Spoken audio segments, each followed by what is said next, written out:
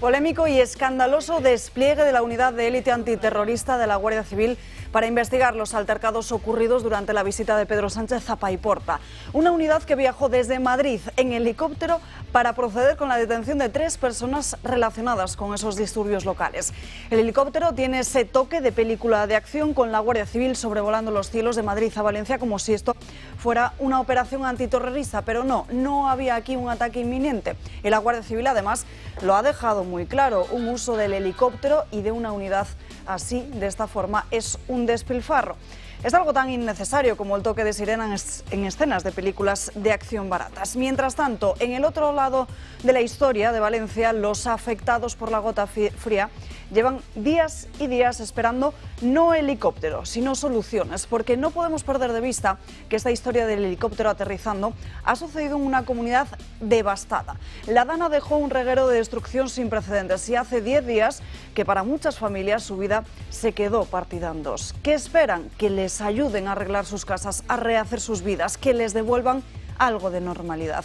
¿Qué es lo que obtienen? Gestos. Un decreto de ayudas que fue anunciado la semana pasada y que eso sí produce un titular inmediato, pero una solución muy lenta, porque el Congreso, que esta semana no tenía hueco para votarlo, tiene un mes entero para darle el sí o el no a esa ayuda urgente de la que tanto se habló.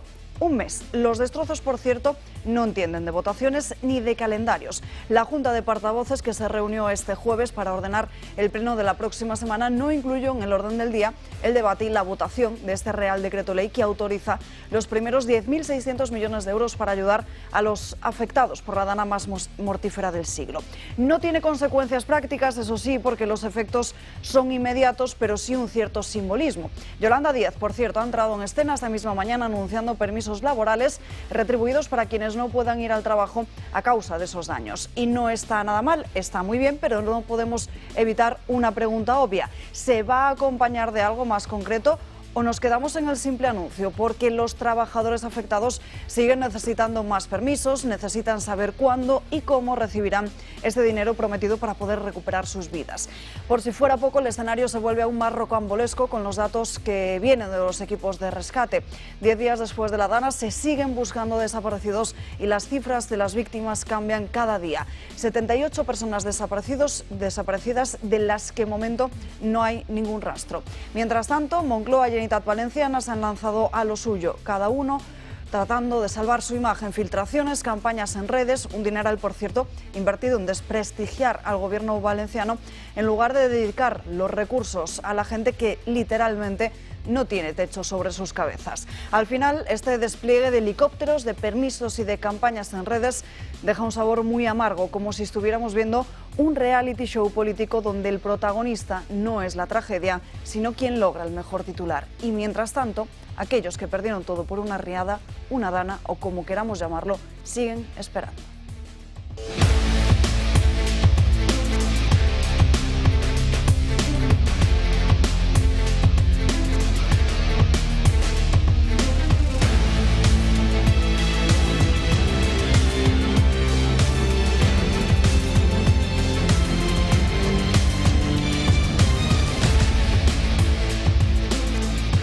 Muy buenos días, comenzamos este viernes aquí en Dando Caña, día 8 de noviembre, con muchos asuntos de los que hablar encima de la mesa. Vamos a saludar ya a los invitados de esta mañana, una mañana en la que nos acompaña Julio Ariza. Muy buenos días. Hola, muy buenos días. ¿Qué tal estás? Muy bien, recién llegado de Barcelona, donde he pasado unas horas estupendas, como siempre, allí entre catalanes majos. Sí, muy bien. Te hemos estado siguiendo por tu Telegram. Sí, bueno, es que han pasado muchísimas cosas. De todos modos, hay una que me parece, me da una esperanza formidable de que pueda proyectarse. Milei ha hecho algunas cosas en Argentina que no se habían hecho y que nadie se había ni planteado, y es auditar cosas. Es una cosa muy habitual en el mundo digamos, de lo privado, pero nada habitual en el mundo de lo público, donde existen tribunales de cuentas, pero en la práctica la eficiencia en la auditoría de esos tribunales es prácticamente nula. Pues bien, Milei ha hecho eso, ha hecho auditorías. Las que ha hecho y se han conocido son realmente espectaculares, ¿no? Y lo que te manifiestan, sin duda ninguna, es que el uso del dinero público por parte de los que están acostumbrados a administrarlo, es decir, los políticos, es un uso discrecional, arbitrario e ineficiente. Bueno, pues el señor Trump ha anunciado que va a nombrar una especie de Ministerio de la Eficiencia para el gasto público y que va a poner nada más y nada menos que a Elon Musk al frente de ese ministerio. Bueno, si eso ocurre y efectivamente se hace, sin duda alguna el presupuesto de los Estados Unidos va a ser algo muy diferente a lo que ha sido hasta ahora. Pero es que no quiero ni pensar lo que sería si lo hiciéramos en España. Si alguien al final en España decide afrontar en serio el uso del gasto público y reconoce que hay que volver a unos presupuestos base cero, es decir, donde las partidas de ingresos y gastos sean ex novo y sean, digamos, rebautizadas, si eso se hace, nos cambiaría mucho la vida a todos y dispondríamos de muchísimos más recursos, primero para bajar impuestos y segundo para utilizarlos en aquellas causas que de verdad valen la pena y a las que no se está prestando atención. Desde luego, esta Dana y los afectados de esta Dana ya hubieran dispuesto de recursos automáticamente para poder ir saliendo de sus catástrofes personales, ¿no? Vamos a seguir hablando con muchos más afectados por esas riadas. De hecho, si me disculpáis, antes de saludar a toda la mesa y antes de escuchar el comentario habitual de Josep María Francas, tenemos conexión en directo con Amparo Puig, que es precisamente una de esas personas que vivió en sus carnes la brutalidad de esa trágica noche del pasado martes. Amparo, muy buenas tardes. Buenos días. Hola, buenas tardes. Buenas tardes. Bueno, su historia es estremecedora porque iba con el coche, le pilló en plena autovía, iba a dar marcha atrás. Cuéntenos usted mejor la historia. Sí, pues así es. Yo estaba saliendo del trabajo y dije, vale, ahora que no está lloviendo me voy de camino a casa. Y entonces cuando iba a coger la autovía, a coger la salida, vi que ya estaba empezando a inundarse la salida de la autovía y que los coches daban la vuelta y iban en contradirección. Entonces, nada, como hacían los coches de delante, di la vuelta y cogí la primera salida que pude. Entonces, al coger la primera salida, la rotonda se estaba empezando a inundar y entonces los coches que estábamos por ahí por la zona dijimos vamos a subirnos al puente porque esto está subiendo y era por segundos, o sea, una velocidad increíbles, ni 5 minutos, se inundó por completo. A mí, gracias a Dios, y a 4 o 5 coches que estábamos ahí, nos dio tiempo a subir y ponernos a salvo arriba del puente, pero claro, fue horrible porque desde el puente veíamos mucha gente de abajo que no llegó, o sea, no llegó a tiempo a subir, se quedaron ahí atrapados y las casas que estaban por la zona se las llevó todas la corriente del agua. Entonces fue bastante duro. Estuvimos desde las 7 de la tarde hasta las 12 del mediodía más o menos, que a las 12 del mediodía al final decidí dejar el coche e irme andando hasta un punto que pudo llegar mi hermano, que estaba encerrado en la empresa trabajando, se había quedado ahí atrapado y me pudo recoger. Entonces fue bastante duro. Al final consiguieron llegar los bomberos. Cuando llegaron los bomberos sobre las 2 de la mañana o así, estaban primero socorriendo a los primeros que tenían acceso, obviamente, y después a nosotros nos cambiaron de un puente a otro porque había bajado la corriente del agua, nos agruparon, habían 2 puentes muy cerca, entonces nos agruparon a todos en uno, y entonces la policía nos dio las indicaciones que nada, que había que esperar ahí y que no había salida. A todos los lados el camino se había hundido. Y entonces les dijimos a los bomberos que por favor fuesen al puente donde habíamos estado la primera vez, porque abajo había gente haciendo luces que no sabíamos si seguían estando ahí, pero que por favor que fuesen a revisar la zona.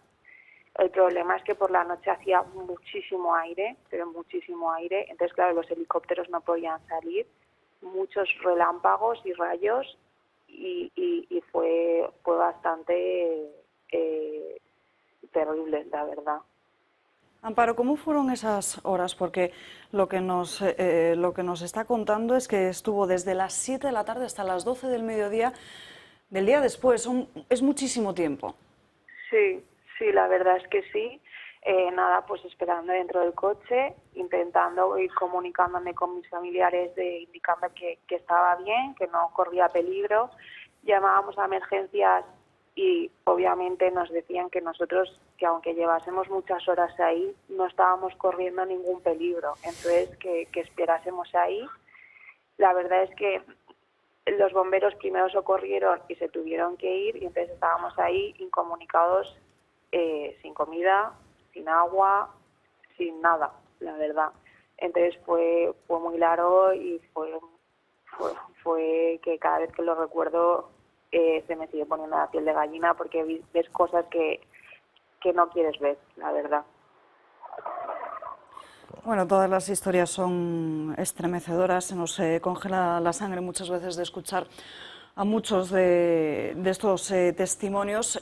Usted es de Paterna, creo que no ha sufrido más daños que evidentemente que este que nos está relatando, ¿no? Sí, exacto. A mí, por suerte, solo sufrí ese susto, que al final se ha quedado en un susto, y en mi vivienda está bien. Sí que es verdad que mis abuelos y mis tíos, que viven en la calle principal de Aldaya, lo han perdido todo, la parte de abajo. Lo han perdido todo por la vivienda, ¿no? Dice. Exacto, por la vivienda y vehículos. Pero gracias a Dios, mi círculo estamos todos bien. Amparo, le pregunta a don Luis del Pino. Claro. ¿Qué tal? Buenos días, doña Amparo. Estuvo usted de las 7 de la tarde hasta las 12 de la mañana. Luego, entonces, recibirían, estando ya en el puente refugiados, la alerta por SMS. Exacto. Sí, yo cuando ya estaba arriba del puente, cuando ya estaba ahí, ya llevaba un rato, es cuando recibí la alerta, que dije, a buenas horas. Ya, claro. Vale. En fin, ojalá todo se hubiese quedado para todos en un susto. Amparo, muchísimas gracias por atendernos esta mañana. Le enviamos un cálido abrazo. Muchísimas gracias y muchas gracias a todos por el apoyo, que la verdad es que se agradece. Solo faltaría. Seguimos con el comentario de José María Francas. Muy buenos días, que encima ayer nos acompañó, pero por cuestiones de salud. De salud propia, sino en este caso no ajena, sino propia. A ver, sin obviar, porque creo que no es obviable el tema de las alertas, no alertas, que creo que lo mejor es no meterse, porque está saliendo cada día información nueva, y lo que parecía que era solo problema de Mazón o de la Generalitat, ahora empieza a ser un problema más bien de la ministra fugada o de la vicepresidenta escondida por la EMED, la Confederación, etcétera. Yo ahí creo que es mejor no meterse, y sin tampoco entrar en el tema de cómo se administra el desastre, aunque hay datos muy nuevos e interesantes, como por ejemplo saber que la Guardia Real sí apareció, y que yo al menos eso no puedo hacer ninguna afirmación, pero sí tengo toda la sensación de que la reunión, o en la cabeza del jefe del Ejecutivo español, un tal Pedro Sánchez, que ahora viajará lejos, y no me preocupa que viaje, lo que me preocupa es que vuelva, que pensó directamente en que se quede el marrón el PP de Mazón, y cuanto más marrón mejor, porque ahí ganaremos una comunidad tarde o temprano. Me parece que la cabeza de ese señor se movió por ahí, pero no estaba yo en su cabeza, con lo cual no lo sé. Sí me chocó que ayer por la noche una radio Onda Cero, que no parece que sea muy de izquierdas, daban por sentado que, como es una catástrofe, lo dijo un tertuliano, después abundaron todos, como es un desastre natural, no hay que culpar a nadie ni hay que analizar nada, porque eso pasa, y cuando pasa, y entonces no hay que ver quién es el culpable, ¿no? Y a mí me dejó bastante alucinado esto, digo, mira, un desastre natural. Y entonces recordé lo que ya habíamos comentado aquí, que creo que fue el lunes pasado, o sea, hace días, que es un desastre natural, pero que una cosa es la lluvia y otra cosa es el arrastre, ¿no? Y si uno ve noticias, es decir, lo que decíamos aquí también, que la gente no se murió porque se ahogara, se murió porque era arrastrada y entonces sí que se ahogaba, pero no por la subida de agua, con lo cual el problema era distinto. En algún sitio ha salido ya la curva del barranco este maldito de lo que había tenido de caudal, y se ve que hay un caudal importante, más de lo normal, después baja de golpe y después se dispara. Claro, parece que baja de golpe porque se atasca todo gracias al sistema Ecologeta de no tocar las plantas y los animales y cositas así, forma un tapón y cuando se dispara el tapón todo se va al carajo. Pero es que además hoy sale información muy interesante sobre esto. Y, por ejemplo, sale que Teresa Rivera tenía desde 2020 un informe en su mesa de qué actuaciones había que hacer para que no pasara eso, o sale, que es lo más llamativo, que en junio del 23 se firmó un convenio para gastar para exactamente ese sitio 600.000 euros para la protección de aves y plantas. Entonces ahí entendemos que es la gran preocupación de todos los políticos que actuaban ahí y de algunas ONGs, fundamentalmente, que son las culpables, pero los otros se las creen, de que lo importante eran las aves y plantas y no los habitantes del valle. Se entiende perfectamente lo que ha pasado, porque les importa un pimiento la gente. Saludamos rápidamente al resto de invitados que nos acompañan esta mañana. A don Luis del Pino ya le han visto ustedes, también Víctor González y Maite Contreras. Muy buenos días, a todos. Si os parece, vamos a seguir hablando con este tema de la Dana, pero antes una noticia que hemos conocido durante esta misma mañana, porque el Gobierno se ha visto obligado a bloquear la web que se había habilitado de ayudavalencia.es por indicios de fraude. Lo ha hecho a una petición, respondiendo a una petición de la Policía Nacional. Es una suspensión cautelar y a requerimiento policial, como decimos, se ha suspendido, se ha cancelado esa presencia del dominio de internet ayudavalencia.es. Vamos con la polémica de los avisos, porque llevamos analizando durante todos estos últimos días. Los reproches ya los han visto durante también estas últimas, en esta última semana desde el Gobierno y desde el Gobierno autonómico, pues que ayer salía una información importantísima que atañaba directamente a una de las consejeras de Maza. El relato sobre las alertas de la Dana y lo sucedido en las horas críticas de la devastación no están claras. Existen contradicciones en las informaciones y aparecen nuevas que requieren de una explicación por parte de los responsables. La consejera valenciana de Interior, responsable de la gestión de emergencias de la Generalidad, Salomé Pradas, ha reconocido que se enteró de las riadas por el alcalde de Utiel, que estaba informando de lo que estaba ocurriendo. Además, ha confesado que desconocía la existencia del sistema de alertas masivos para avisar a la población. Un técnico le informó de cómo funcionaba y se puso en marcha, pero llegó tarde. Ha confirmado que la UME no se puso a su disposición hasta horas más tarde, pero Radio Televisión Española captó esto el 29 de octubre. Por ejemplo, la UME, ¿vale?, que se ha puesto a disposición de poder desplazarse allí. En Paiporta, una de las localidades más afectadas, su alcaldesa Maribel Albalat ha afirmado que llamó a la delegada del Gobierno en la Comunidad Valenciana advirtiendo que el pueblo se estaba inundando y que ya estaba muriendo mucha gente. La respuesta fue que lo trasladaría. En Algemesí, el alcalde ya había puesto en alerta a la Confederación Hidrográfica del Júcar. Mes de agosto de 2023, al mes de entrar a la alcaldía, donde el ayuntamiento se preocupa de que el río está en un estado lamentable y que compromete la seguridad y pide al responsable, que es la Confederación Hidrográfica, que lo limpie. Y en julio del 24, es decir, este año, y anticipándonos a las lluvias que habitualmente vienen a partir de septiembre, le mandamos otro escrito a la Confederación y le decimos: señores, os envié un escrito hace un año, no lo limpiaron, no me han contestado y ahora mismo puede causar problemas muy graves el estado del río Magro. ¿Y tampoco hubo respuesta? Entonces yo espero que esto que ha pasado... No hubo respuesta. La Confederación justifica que no era su competencia informar.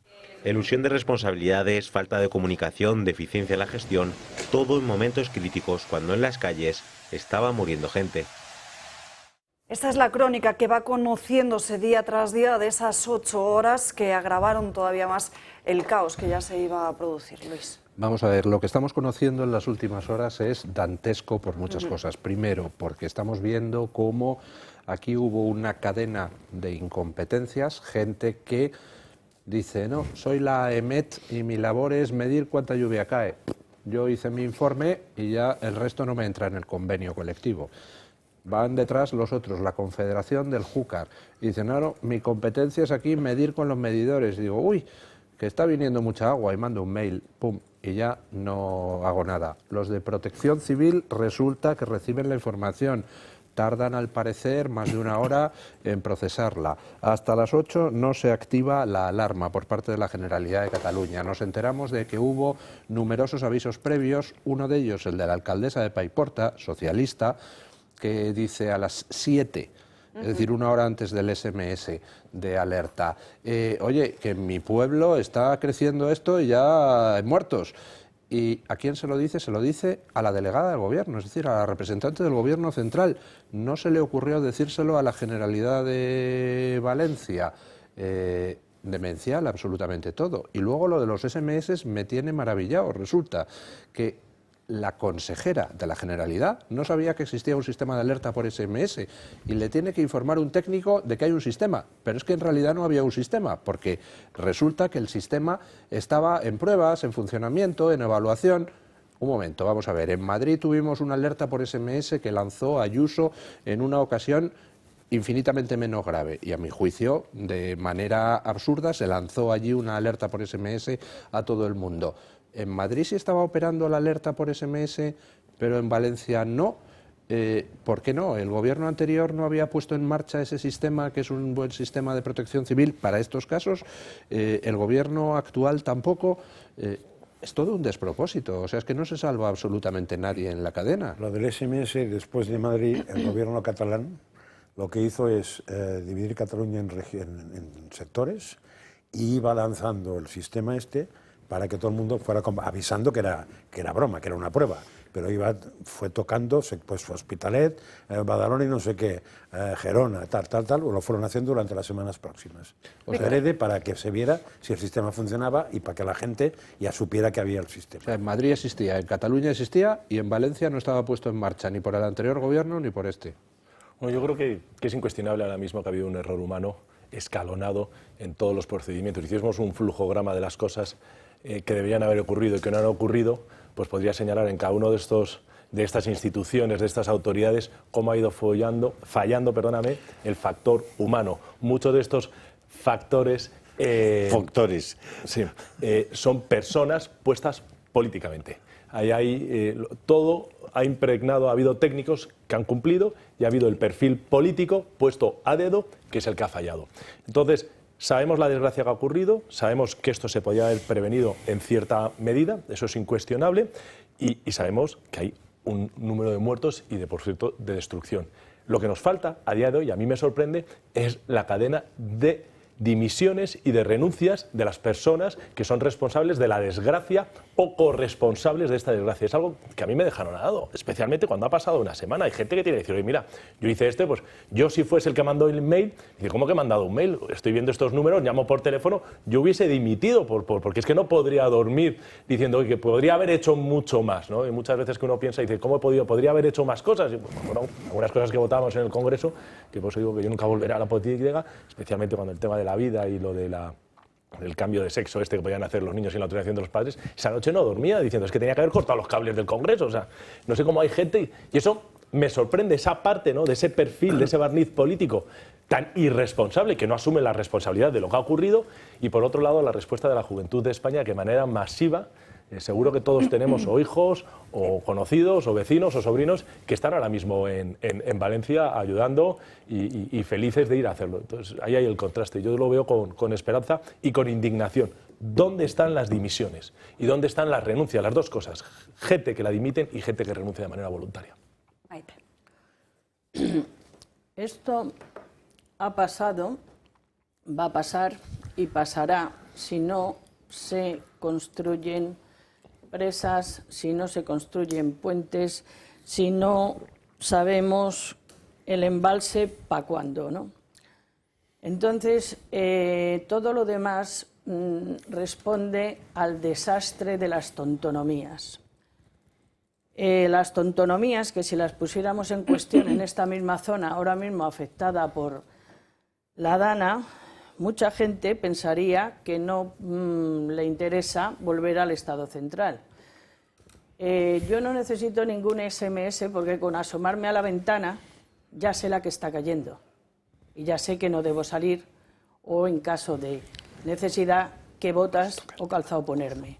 Entonces, si ahora los responsables son los SMS, los sistemas tecnológicos de última generación, y cómo avisar a un señor que está recogiendo las mandarinas y no está pendiente del teléfono, porque es que yo misma no estoy pendiente del teléfono casi nunca, o sea, suena y ahí lo dejo. O sea, ¿qué pasa? ¿Que estamos todos pendientes como adolescentes del teléfono? ¿No vemos la realidad?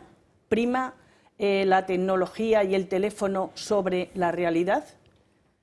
Con la que estaba cayendo, si yo en mi cocina detecto un fuego, lo que hago es llamar a los bomberos y echar una manta encima del fuego a ver si logro controlarlo. Llamar a los bomberos, avisar a quien sea, al 112, al 061, a los mismos que llamas para todo. Entonces, al seguro del coche, etcétera. ¿Cómo es posible que no funcionara el que la gente individualmente fuera llamando y estos enchufados? Porque hay que decirlo, cuando en una comunidad de vecinos, que es como una tontonomía, pero más pequeña, tenemos al mismo que suministra, al mismo fontanero de siempre, al mismo cristalero de siempre, lo que hacen es que cuando ya llevan 10, 15 años se columpian, te suben los precios de los suministros, de los servicios, etcétera, y dicen, esta comunidad de tontos, que ya los conocemos, con ir a una reunión y convencerles y darles a entender que son tontos y paletos porque no se enteran de nada, pues nos van a aprobar el presupuesto que les colemos porque ya sabemos cómo son. Nos llevan aquí manteniendo 15 años, ¿por qué? Porque son unos giles. Entonces aquí con las tontonomías está pasando lo mismo. Si sometiéramos a un referéndum inmediato ahora mismo en una radio cualquiera y tal, que con una muestra vale, y dijéramos, ¿o está usted de acuerdo con las tontonomías, sí o no? Podríamos llevarnos sorpresas, porque la gente prefiere controlar él mismo, aunque no sepa, a ceder a un informado, a un superior, a alguien eficaz, las cosas. Con Franco había que ser por lo menos licenciado, no en filosofía y letras, ni en empresariales, de canales y puertos para arriba. O sea, había que saber distinguir una integral de primer grado de cuarto grado.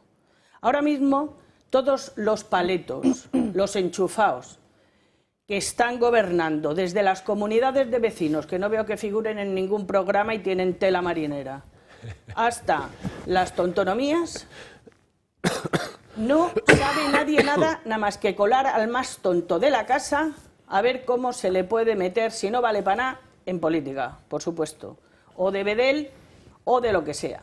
Entonces, ¿de qué nos estamos asombrando? ¿De qué vienen estos lodos? O sea, el gafe que tenemos de capitán pirata llevando la nave está dispuesto a llevar el barco a la ruina, ya estamos, pero a hundirse totalmente también, porque claro, no le votamos, no puede salir a la calle, no le alaba a nadie, se tiene que ir a la India. ¿Qué hace en la India? ¿Qué hace en China? Ahora ¿Cómo nadie le pregunta ahora hablaremos qué de hace ello. allí? Y por este lado también me piden la palabra, pero tendrá que ser tras una brevísima pausa de publicidad. Aquí les esperamos.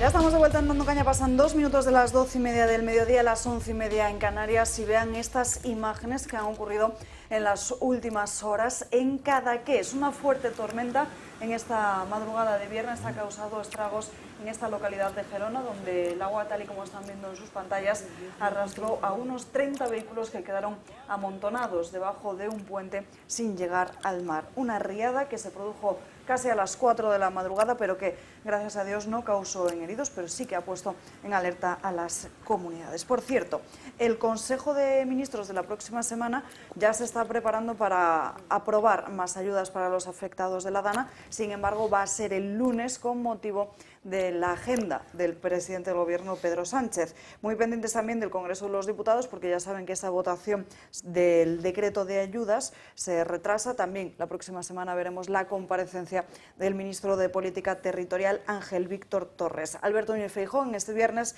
ha convocado una reunión de presidentes autonómicos por videoconferencia por el paso de la gota fría.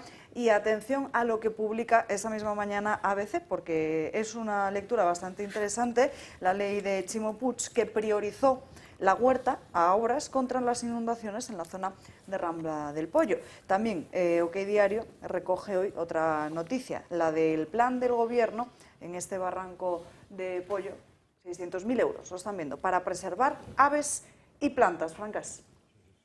Lo que he dicho en la introducción. No, es que hay una cosa que ha escandalizado a todo el mundo, incluso creo que los aquí presentes, y a mí al revés, yo lo he aplaudido. Porque dicen, la consejera no tenía ni puñetera idea, eso lo digo yo, del plan de los avisos, y fue un técnico que la informó y los usó. Pues para mí eso es la política. Los consejeros no tienen que tener puñetera idea de las cosas técnicas, pero tiene que haber un técnico al lado, hay que rodearse de gente que sabe, que te dice, oye, para eso tenemos eso, no me digas, aprieta el botón. Pues eso, porque lo triste es cuando los consejeros no tienen ni idea qué suele ocurrir, no saben 70.000 cosas de su consejería, pero sin embargo toman decisiones sin preguntar a nadie. Y eso para mí es lo grave. Lo otro me parece lo más normal y aplaudible, incluso para aplaudir. Víctor, ¿me pedías también? Yo solo quería incidir con lo que has comentado tú. Yo creo que la buena gobernanza, para que haya buena gobernanza, tiene que haber personas bien formadas y con experiencia. Y que eso ha demostrado ahora mismo el fracaso en las tres niveles de la administración, en la local, en la autonómica y en la nacional, que desafortunadamente la parte técnica ha respondido y ha quedado, yo creo, bastante clara, ha fallado el procedimiento y sigo diciendo dónde están los ceses y dónde están las dimisiones de los responsables de que esto no haya funcionado, que tendría que haber en los tres niveles de la administración. Y para mí habla muy mal de esta clase política que está liderando esto, que no haya habido ni ceses ni dimisiones a estas alturas. Ya, pero el alcalde puede no saber nada, como el ministro... El alcalde que llama a la delegada del gobierno y que no sabe que las urgencias y las emergencias dependen de la comunidad autónoma, hombre, ya, eso sí. Perdóname, esta señora para mí es incomprensible. Pero voy ¿no? por otro lado. El alcalde puede no saber, el ministro puede no saber, el consejero puede no saber, pero si se han rodeado de que el director general es funcionario y sabe, el secretario general técnico es funcionario y sabe, no tiene ningún problema. El problema es que, déjame acabar y respirar tranquilamente, el problema es que han puesto al director general, que es el primo de no sé qué, al subdirector general, que es la prima de no sé, o sea, que toda la parte esa se la han cargado, pero si el funcionario llegara hasta el último cargo, que fuera el último, el político, no habría problema. Eso pasa en los países normales. Pero estoy de acuerdo, pero aquí porque cuando hablamos del gasto político inútil, claro, hablamos de que la clase política endogámica claro, lo ha invadido todo. Claro, y entonces el técnico experto que manda la denuncia está en un nivel. Y luego está el otro que ya le da exactamente, no tiene ni capacidad ni de entender lo que le está diciendo el papelito o el mail que le ha llegado. Pues y eso de ahí hasta arriba. Por eso, y eso ha fallado, pues ahí tiene que haber ceses y dimisiones. O sea, el director de la EMED no puede ser un mono, ni puede ser un amigo, ni el primo de no sé qué. El consejero de Sanidad puede no ser un médico, a mí me da igual, si está rodeado de médicos. Bueno, lo que está claro es que los verdaderos héroes en esta historia han sido los voluntarios. De hecho, en ese mismo programa ayer cuestionamos el trabajo de la Cruz Roja. Les conté cómo desde esta casa nos habíamos puesto en contacto con Comunicación. Nos comprometimos desde este programa a ampliarles esa información porque supuestamente por la tarde iban a volver a ponerse en contacto con nosotros para detallarnos algunas cuestiones que habían quedado pendientes de resolver. No hemos recibido ninguna llamada. Recuerden que aquí también hicimos un repaso de las cuentas, más de 500 millones de euros en subvenciones en las cuentas del año 2023, 475 de ellos se fueron además a gastos de personal y todo eso cuando tenían un 37% más de ingresos en el 23 en comparación con el año 22. Antes de preguntaros por lo que consideráis del trabajo que ha hecho la Cruz Roja, que hagáis vuestra valoración sobre los voluntarios, me gustaría preguntarle a Víctor, porque me lo estaba contando en la pausa de publicidad, que está trabajando en el lanzamiento de una aplicación también para ayudar a los afectados. Con las inundaciones que hubo en Alemania hace unos años, se dio también algo parecido a lo que ocurrió en España. Mucha gente que tenía el anhelo de ayudar a las personas afectadas y hubo un colapso. Entonces hubo una serie de fundaciones que desarrollaron como consecuencia de eso una aplicación financiadas por distintas personas. Yo me he puesto en contacto con ellos para ver si esa aplicación de voluntariado se puede implantar en España. Empezaron a trabajar los programadores el sábado de la semana pasada. Podemos decir que está todo listo. Esto es una aplicación de ayuda directa, es decir, usted se valida, un señor, un alcalde o el nombre de una urbanización, de una presidenta de una comunidad, diciendo tenemos aquí un problema, aquí no viene nadie, porque sí se está ayudando en los centros urbanos, pero no muchas veces en las pedanías, en las urbanizaciones, en las granjas, y bueno, en todas estas zonas. Y dice, necesito 3 personas con una pala que me ayuden a rescatar el garaje que está lleno de lodo y a sacar y a vaciar todo esto. Entonces pide una ayuda y ahí las personas que se han apuntado como voluntarios se apuntan con su teléfono, su DNI, saben a la hora que tienen que llegar y el equipo que tienen que llevar para ayudar. Bueno, esta aplicación que ya funciona en Francia, en Irlanda, en Bélgica, en distintos países, se ha traducido a español, ya está preparada para usar y ahora nos hemos encontrado con la burocracia española. La Ley de Protección Oficial de Datos de la Marina, parece ser que si un señor llega y dice, no, es que hay un cadáver en mi garaje, pues esto ya me lo puede decir en la aplicación, porque hay una responsabilidad y el seguro de responsabilidad civil. Esto va a ser una aplicación a través de los móviles, absolutamente gratuita, no se van a aceptar donaciones de ningún tipo, sino solamente que la gente se va a apuntar ahí, va a decir la ayuda lo que necesita, el número de personas que necesitan, cómo tienen que ir, cuándo tienen que llegar, y la gente que quiera se va a apuntar ahí y digo, no se preocupe que yo estoy dispuesto a ayudar. Yo creo que esto va a ayudar mucho a ayudar a todos estos flujos de personas, especialmente jóvenes, que quieren ayudar y no saben dónde ir y no pueden dar respuesta a sus anhelos. En cuanto superemos la burocracia, que yo espero, a ver si tenemos suerte hoy, Dios mediante, y lo tenemos hoy, lanzaremos la aplicación. Se llama Serve Now, ayuda ahora en inglés. Envíamela cuando la tengas para dar también conocimiento de ello. Luis. Eso se llama responder con rapidez a lo que Sánchez dijo, ¿no? Si necesitan ayuda, que la pidan y tal. Bueno, pues va a haber una aplicación donde la gente va a poder pedir ayuda, así que ya Pedro Sánchez pues puede dormir un poco tranquilo. Me he quedado preocupado cuando he visto lo de la página web esta. Digo, después, perdóname, esto es, no se van a aceptar donaciones, no se va a cobrar nada, absolutamente gratuita. Ha costado, nos ha costado, o me ha costado, cierto dinero ponerlo todo en marcha, pero claro, espero que nos dejen utilizar la aplicación. Yo creo que están en el mundo están sorprendidos. De allí por donde hablas, yo he hablado con algunos amigos en Italia, en Francia, en Estados Unidos, y se preguntan qué rayos ha pasado aquí. O sea, cómo ha sido posible que las consecuencias en términos de número de muertos y sobre todo el retraso tan importante en atender a las posibles víctimas, y no lo entienden. Bueno, fijaos, la propia Asamblea Francesa ha sido muy sensible a esa situación y ha habido una queja pública de que los españoles no habían aceptado la ayuda de Francia. Y no sé si vosotros conocéis algún regimiento de pontoneros o si conocéis un poco el ejército por dentro, las diversas unidades logísticas, de intendencia, etcétera. El ejército español eso lo tiene muy trabajado. Hay fantásticos profesionales en el ejército que en el minuto 1 podían haber estado en el lugar de siniestro. En el minuto 1. Porque el tema de los voluntarios, de la gente joven, es una maravilla por lo que indica de disposición y de generosidad, de sentimiento de comunidad, etcétera. Todo eso es súper positivo. Pero todo eso, si no tienes a alguien que sea capaz de organizarlo y de encauzarlo, es bastante ineficiente. Incluso podría resultar contraproducente. El caos y la desorganización de un montón de personas que no saben dónde tienen que ir, qué tienen que hacer, cómo lo tienen que hacer. Eso no es aceptable cuando hay una administración costosísima y con cantidad de recursos humanos y de todo tipo. Eso no es aceptable. Entonces, en el minuto 1, después de la arriada, debería haberse puesto en marcha el ejército español con todas las unidades disponibles para ese tipo de calamidades. Y os aseguro que tiene unas unidades que hubieran limpiado prácticamente la zona en cuestión de horas. Si de verdad alguien con sentido común, sentido de la responsabilidad, en Madrid, hubiera movilizado a esos cuerpos, que son cuerpos muy preparados, muy profesionales. Yo creo que, antes decía Víctor, ceses y dimisiones. La ministra de Defensa no puede seguir un minuto más al frente del Ministerio de Defensa. ¿Qué voy a decir del presidente del Gobierno? Es decir, es que ya no son responsabilidades políticas, estamos hablando de responsabilidades criminales con resultado de muerte.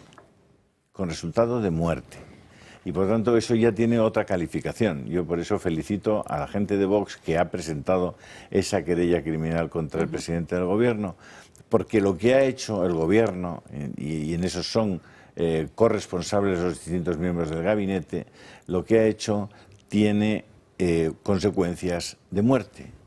Y como es inexplicable, hay muy poco más que decir. Ahora ya estamos una semana y media después y bueno, pues supongo que ya están poniendo los medios porque ya se les ha caído la cara de vergüenza completamente. Pero esto el pueblo español no puede olvidarlo. No puede olvidar que está en manos no solamente de incompetentes y de paniaguaos y de colocaos a dedo. Está en manos de personas que tienen mentes criminales y responsabilidad criminal. Eso yo creo que debe quedar en el frontispicio y en el recuerdo, por supuesto, de todos los españoles. Lo que dice don Julio de la llegada del ejército, vamos a ver, nosotros tenemos una unidad militar de emergencias que para emergencias pequeñitas basta y sobra. Es decir, hay una pequeña riada en algún pueblo, se han destrozado 3 casas, puede ir allí la unidad militar de emergencias, arreglarlo todo, rescatar a quien sea, basta.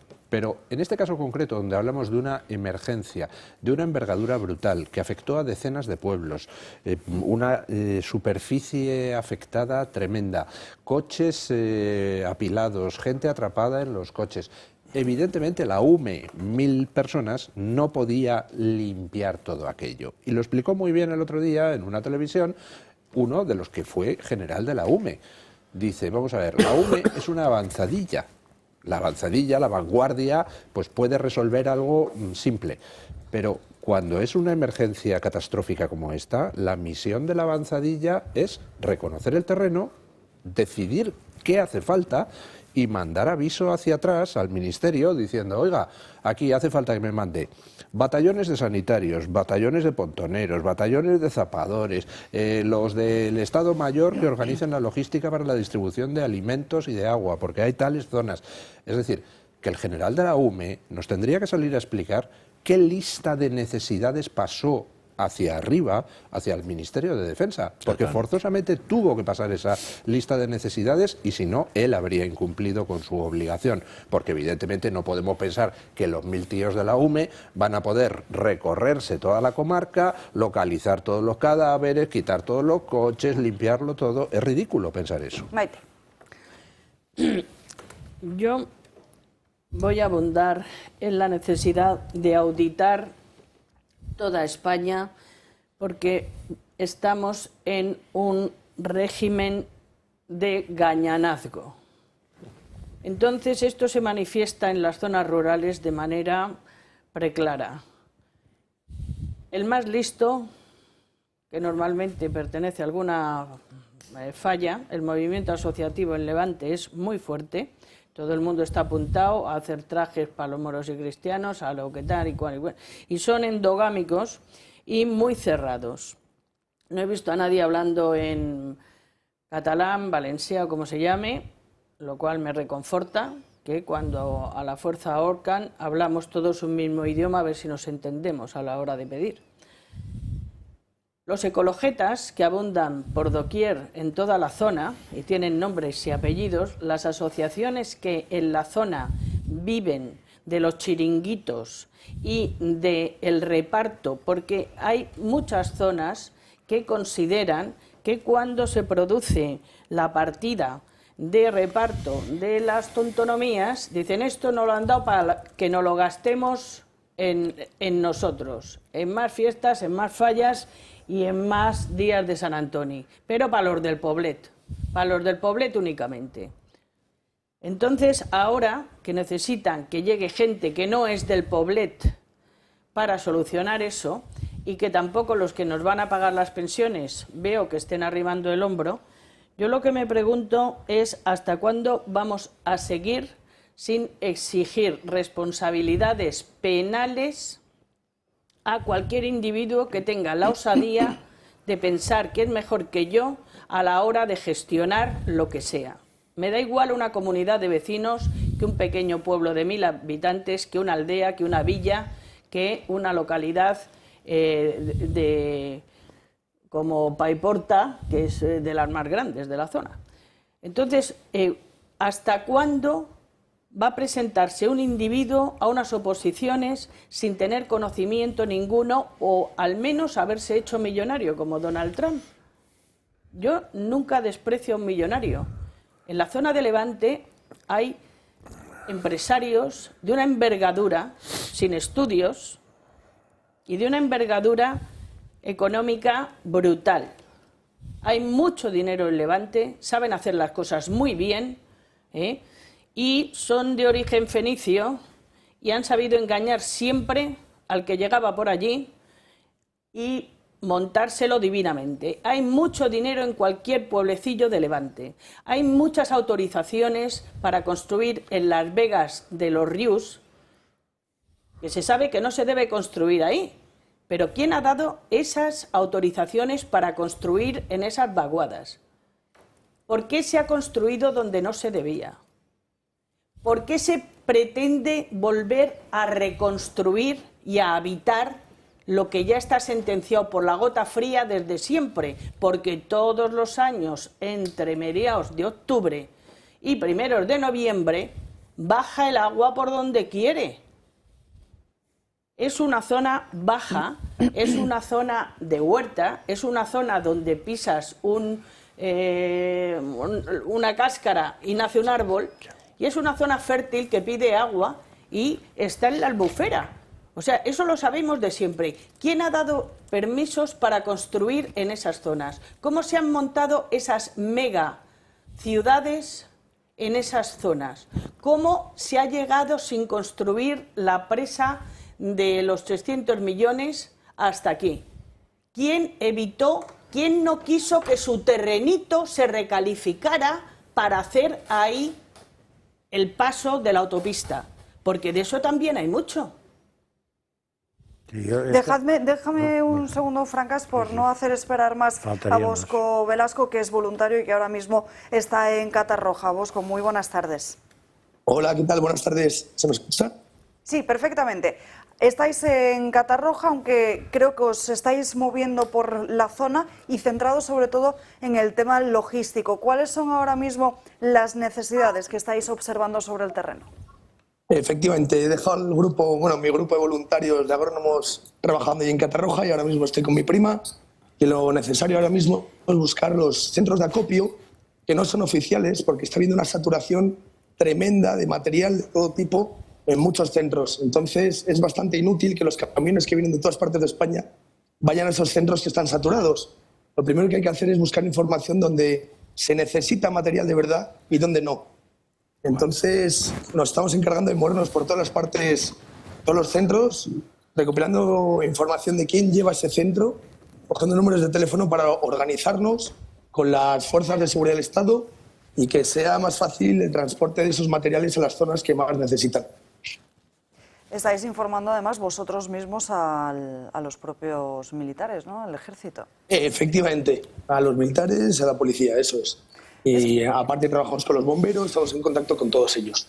Sí, porque es que lo que está pasando es que está habiendo una saturación de transporte tremenda. Está llegando una cantidad de voluntarios, que ole por todos los voluntarios que están viniendo, que ole por ellos, por supuesto, pero no sirve de nada si vienen voluntarios sin una labor específica. Si vienen voluntarios ahora mismo que no saben dónde ir, mejor esperad en casa, informaros de verdad de dónde hay que ir y ya vais directos a esa zona donde os necesiten, porque si llegan autobuses cada día con un montón de gente, pero se plantan en las calles sin saber qué hacer, al final están colapsando todo el tráfico, no puede pasar la maquinaria pesada para retirar todos los vehículos que quedan todavía, todo el lodo y el fango, entonces más obstruyen que otra cosa. Así que lo primero sería informarse de dónde son necesarios antes de venir. Bosco, hay un testimonio que se repite entre muchos de los voluntarios y que es sorprendente. Los propios voluntarios informando a los bomberos y al resto de efectivos de a dónde tienen que ir para que la ayuda se garantice y llegue. Sí, bueno, es verdad que eso está ocurriendo. Hubo al principio una desorganización total tremenda y ahora es verdad que estamos compartiendo tanto incluso los recursos e información voluntarios con las fuerzas de seguridad para que todo sea mucho más efectivo y más útil. Y se está viendo que la colaboración en conjunto está ayudando bastante. Pues Bosco Velasco, muchísimas gracias por estar con nosotros en directo esta mañana y gracias por el trabajo que estáis haciendo. Nada, buenos días. Hasta luego. Este chico debe ser capitán general de la zona, digo yo, porque se está haciendo el trabajo que tendría que hacer la máxima autoridad militar de la zona. A ver, yo esta mañana he estado viendo todas las televisiones ayer por la noche y medianoche también, y sigue habiendo zonas donde no ha llegado nadie, sigue habiendo zonas donde ha llegado alguien pero no ha podido hacer nada porque la montaña de porquería es inmensa y en cambio se está tirando ropa ya de la que llega porque no se sabe qué hacer con tanta ropa. Es decir, y además que te dicen que es que qué hacemos con esa ropa, o sea, que es que está colapsando la entrada, pero cantidades, ¿eh? Y de comida estamos en lo parecido, o sea, se va a tirar la tira de comida además. ¿Qué está pasando? Pues que no hay coordinación. ¿Qué está pasando? Que no manda nadie. Entonces yo no sé si eso es culpa del gobierno central. del gobierno de la comunidad autónoma, de la conferencia episcopal, no sé exactamente quién tendría que mandar, pero no deja de ser alucinante que estén mandando voluntarios. Y eso ayer en el Gato también salió otros voluntarios que son los que están mandando en cada zona. Es decir, bueno, es alucinante esto. Es que hay diversas organizaciones, como por ejemplo Revuelta, que lo tenía muy bien organizado y que día tras día iba actualizando cuáles eran las necesidades reales. Pero eso no es normal que lo tengan que hacer Revuelta. No, lo normal luego sería que lo hiciera, no sé si la figura capitán general ha pasado la historia, pero alguien. Por sí. cierto, ahora mismo me ha costado encontrar el dato porque no lo he encontrado, pero he encontrado que hace 3 días había 7.800 militares, 5.200 agentes de la Guardia Civil, 4.300 Policía Nacional.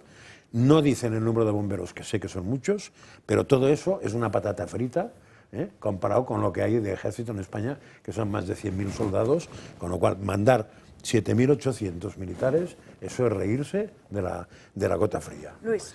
Que no solo es que hayas mandado pocos o muchos, que yo no sé si hacen falta 7.000 o 15.000, a las inundaciones de Bilbao de 1983 se mandaron 13.000 soldados, ¿no?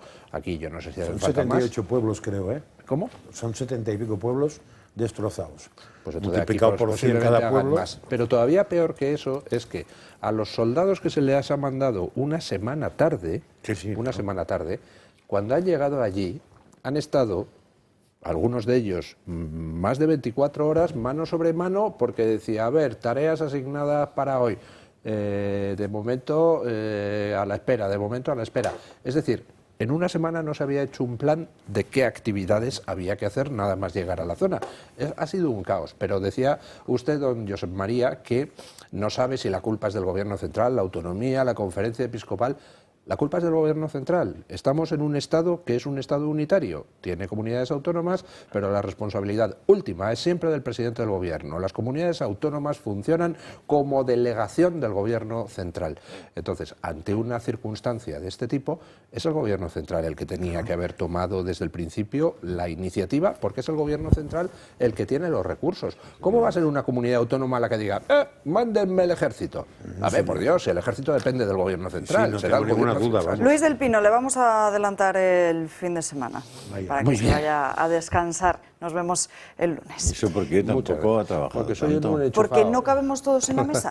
Pausa para la publicidad y enseguida estamos de vuelta. Seguimos en Dando Caña y lo hacemos ahora con las crónicas de Manicomio de Gabriel Serrano. Gaby, muy buenas tardes. Muy buenas tardes, Alba. Tenemos nuevos datos. Venga. Nuevos datos del INE. Vamos a hablar de ellos, que es la estadística continua de población, porque España ha crecido y, como van a ver en sus pantallas ahora, vamos a analizar un poco todo lo que ha publicado el Instituto Nacional de Estadística, porque en el aumento del tercer trimestre del año ha sido 134.000 personas, ¿vale? Entonces, con este dato en total ha sido de 425.801 personas en España, el aumento de población. Esto es hasta el día 1 de octubre, según recoge el INE. En total, como ven en sus pantallas, ya somos casi 49 millones. Nos queda muy poco para alcanzar esta cifra. Y los mayores incrementos se han producido en la Comunidad Valenciana, donde su población ha aumentado un 0,54%, la Comunidad de Madrid y luego Cataluña con un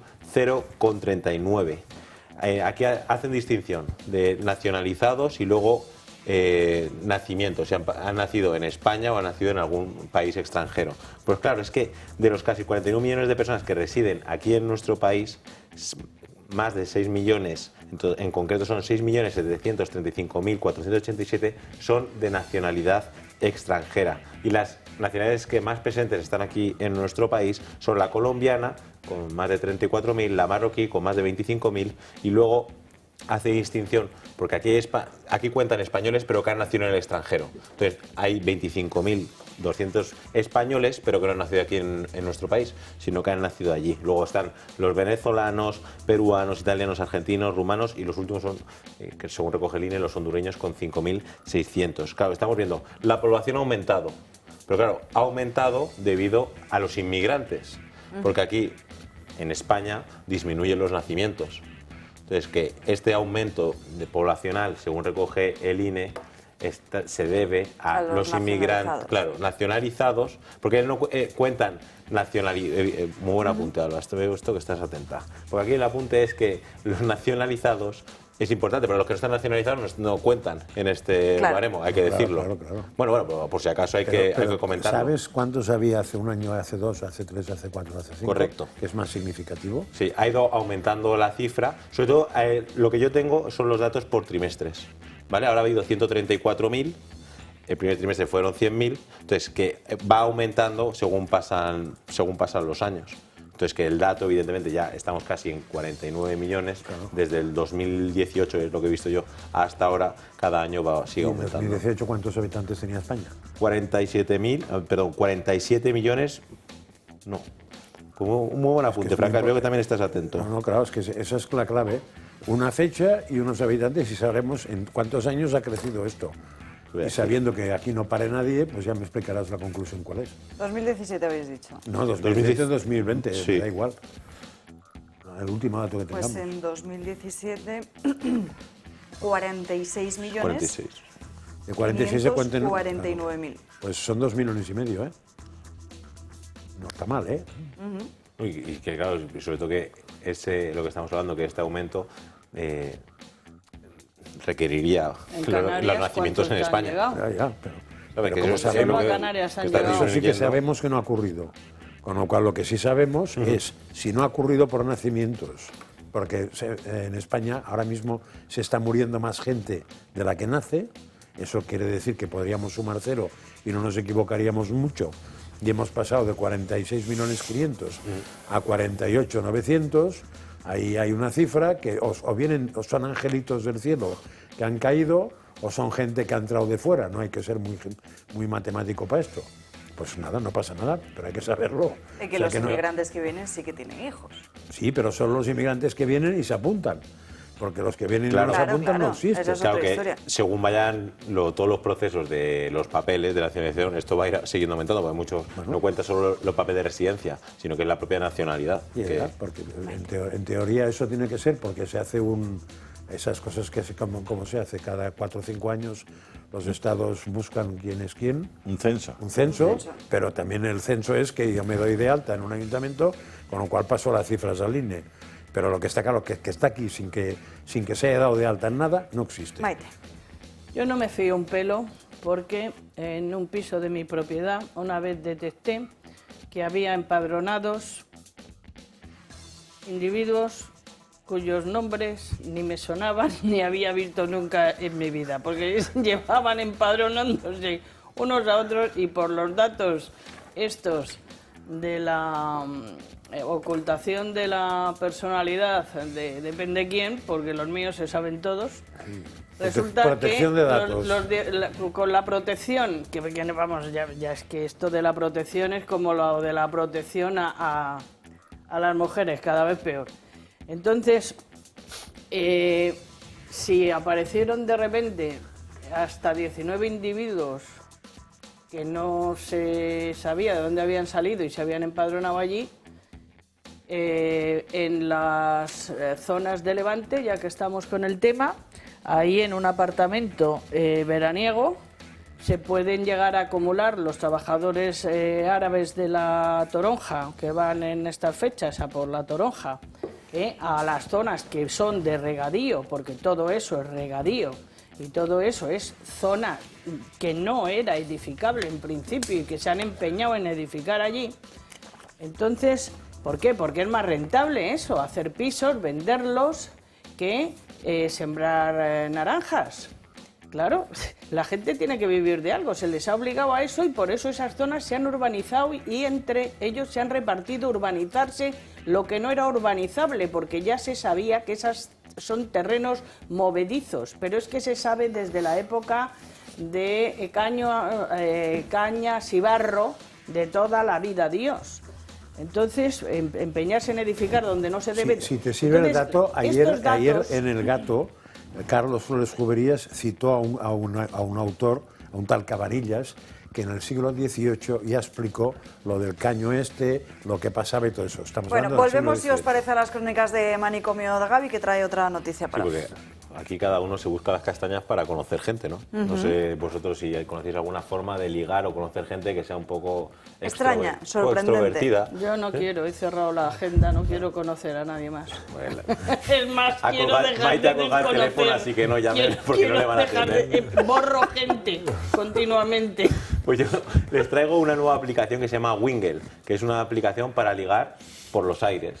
Es una aplicación de dos españoles que se llaman Íñigo Merino y Paul Quintana, que han creado esta aplicación Wingle, como ven en sus pantallas, que te permite conocer, conectar y chatear con gente que va en el mismo avión que tú, y todo funciona de manera offline. El procedimiento es, antes de embarcar, te descargas la aplicación, bueno, que cada uno, ahora yo tengo que explicar todo, pues hay algún espectador que necesita estas cosas. Todo lo que sea ayudar, ¿verdad?, y aportar, Julio, bienvenido sea. Si quieres ayuda me la tienes que pedir, pero... Vale.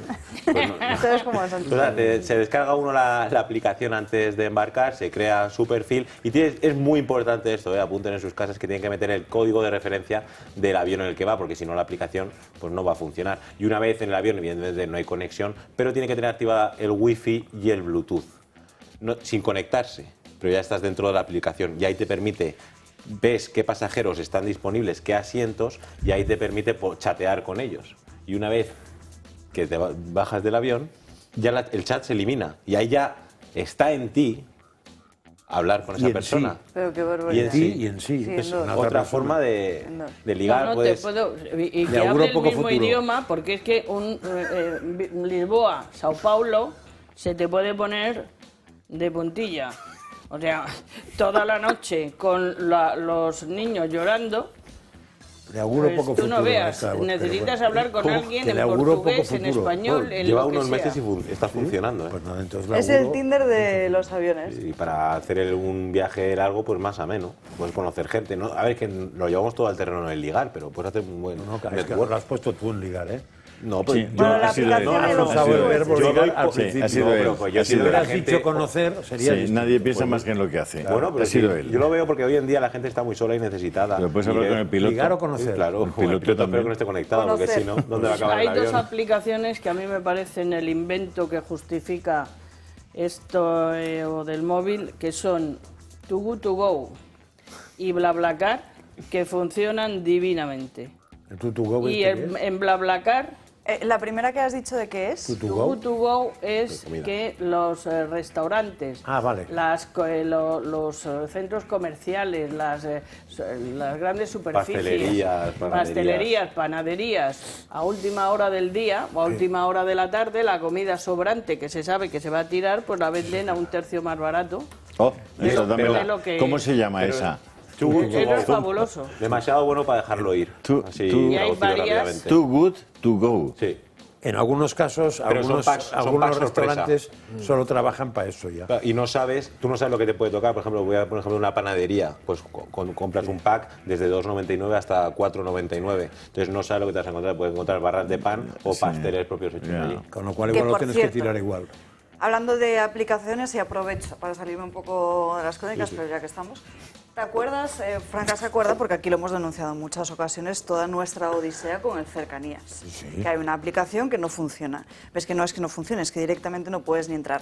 Pues han lanzado ahora un servicio de una herramienta de mensajería instantánea por WhatsApp que dice exactamente las incidencias en el mismo día.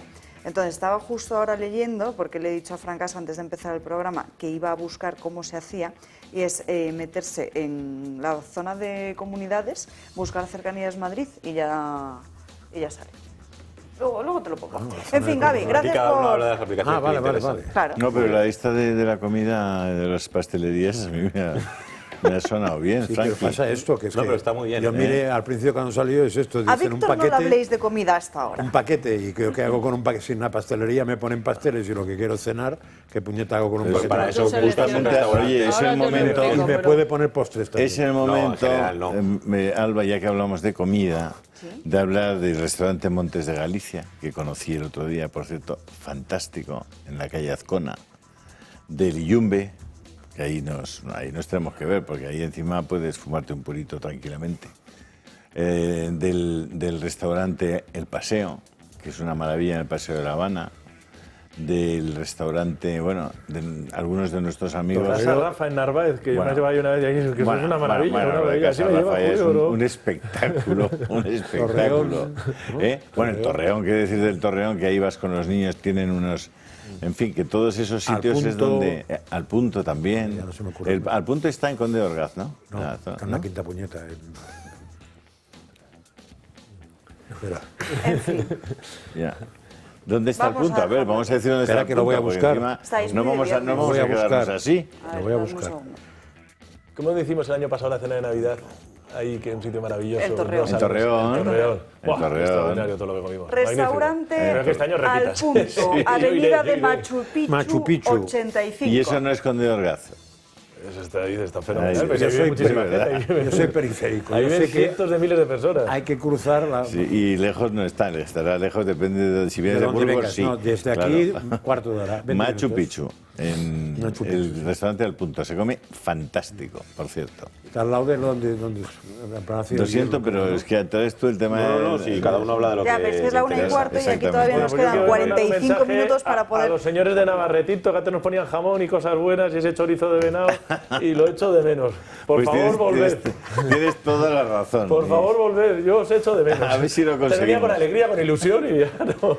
Gaby, gracias por estas crónicas de Manicomio. Vamos con más asuntos, si os parece. Vamos a dejar durante un momento todo el asunto de los afectados por la Dana de Valencia, volveremos a hablar de ello, pero tenemos también que contarles otras cuestiones. El Tribunal Supremo se hizo ayer cargo de la causa contra José Luis Ábalos.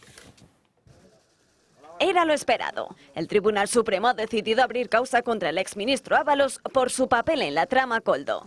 Para el PP y Vox, ni Sánchez ni el Gobierno pueden eludir el tema. Se debe en estos momentos la asunción de responsabilidades por parte del Gobierno de España.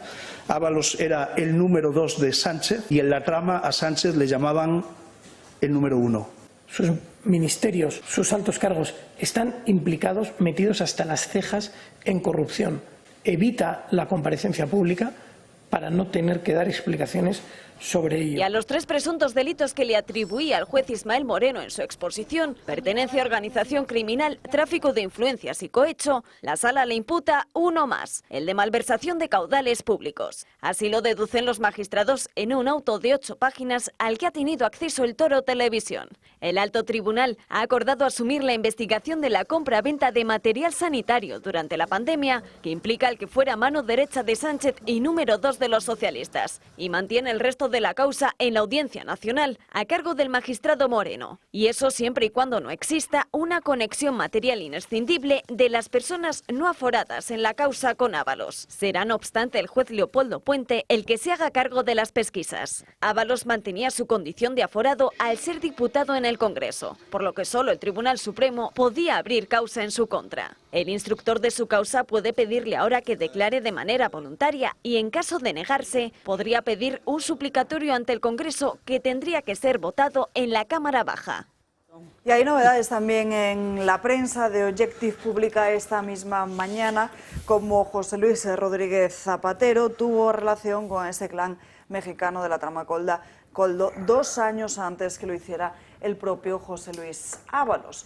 Es la noticia que hoy publican este periódico. De hecho, hacen referencia a una reunión que ocurrió en el año 2018 en Madrid. Víctor. Bueno, yo, fíjate, yo no me alegro de las desgracias ajenas, pero sí me alegro de que se haga justicia. Cuando ocurrió el caso Delsi, que denunciamos y filtramos a la prensa, nosotros, bueno, quiero decir desde Vox, hubo personas que perdieron su puesto de trabajo. Y quiero recordar especialmente a un guardia de seguridad, voy a decir su nombre, se llama Julio, no diré más. Este señor trabajaba ahí, levantó un acta notarial en mi despacho en el Congreso, certificando todo lo que había ocurrido. A este señor le echaron del trabajo. Hubo, por cierto, también declaraciones, hablamos de policías y guardias civiles, que no lo hicieron porque no podían hacerlo, pero que también hablamos con ellos. A este señor le echaron de su trabajo. Además, cuando le expulsaron, le dijeron que había sido básicamente, que se lo habían dicho, que había sido una imposición marcada desde AENA, ¿no? Que se tenía que ir.